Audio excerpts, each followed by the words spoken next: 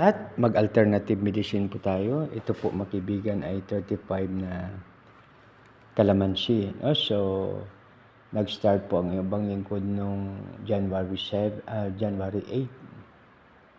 So, 10 muna January 8 and 9, tapos pataas hanggang sa 35, no? Hanggang po ngayon. So, balit mga kaibigan ay ano siya, no? Effective siya. Ang problema lang po rito ay it takes time. So, siyempre hugasan mo po ito. Ikat, tapos pigain. No? So, kailangan natin ng time. So, balit ano man ang gagawin natin mga kaibigan, pagdagdagan natin ng love, maganda. No? So, do everything with love. At saka mga kaibigan, ayon sa Exodus 15:26, no? So, our God is our Creator is our healer. No? He is the God that healeth thee. No? Siya ang Diyos na nagpapagaling sa atin. Tapos sa Psalms 107 verse 20 naman po, no? Pinadala niya ang kanyang salita para pagalingin tayo. He sent His words to heal us. No? So anumang sakit ang ating naranasan, walang problema po dahil the best healer ang ating Panginoon. So mayroong isang kwento, nangyari po ito sa US. No? So mayroong isang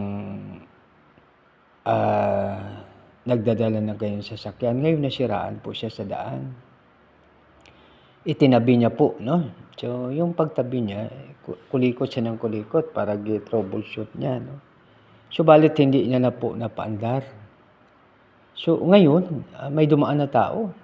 Naka-car dun, hinintuan siya. Tapos may pinihit lang, tapos umandar, no? Tapos sabi ng driver niya, "Sir, kanina pa ako nag-troubleshoot po nito, hindi ko napaandar. Ba't sa'yo, kunting napaandar mo?" Tapos sabi niya, "So I'm the Creator, I'm Mr. Ford." No, yung kausap niya pala, si Mr. Ford, no? So ganun din po sa atin, no? So our Creator can touch us para ma-heal po tayo, no?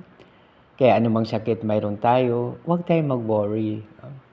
Dahil si Lord ay tinatawag po natin na siya ang ating Creator. So, ibig sabihin, master niya ang lahat sa parts natin. So, si Lord ay the Lord of extra o Lord of abundance. Kasi tayo ay may 2 kidney. No? Isang kidney lang, tayo po ay makaano siya. No? Ibig sabihin, mabuhay tayo. No? So balit 2 kidney natin. Kaya napakaganda na tayo ay sa ating Panginoon dahil siya ang ating the greatest healer. So paggising po natin sa umaga, awit tayo ng awit na papasalamat, awit na papuri, at awit na pagsamba. So di ba napakaganda pag yun po ang gagawin natin, no? Na iingatan tayo ng ating Panginoon. Ang pag-iingat ng ating Panginoon sa atin ay parang isang inahing manok, no? Na iniingatan ang kanyang masisiw. At isa pa, no, na ang pag-iingat siya sa atin ay parang ang pag-iingat natin sa ating mga mata. So, ibig sabihin na talagang tayo ni Lord. Love na love niya po tayo. Kaya no need to worry kung ano man ang mga naranasan natin hindi maganda, sakit sa katawan, sakit sa kalooban. Lahat na klase ng sakit. Pati ang sakit sa bulsa, no? Kasi siya naman ay the great provider.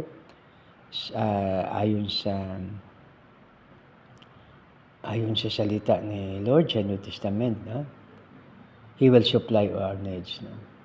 Philippians 4:19.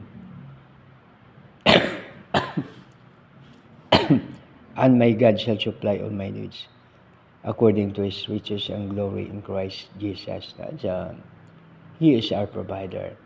Maliban na siya ang ating Jehovah Rapha, the great doctor, siya naman ang ating provider. Siya ang ating Jehovah Jireh. Mga kaibigan, isang maganda, mapagpala, mapagbiyaya at makadiyos po na umaga sa bawat isa. God bless us all.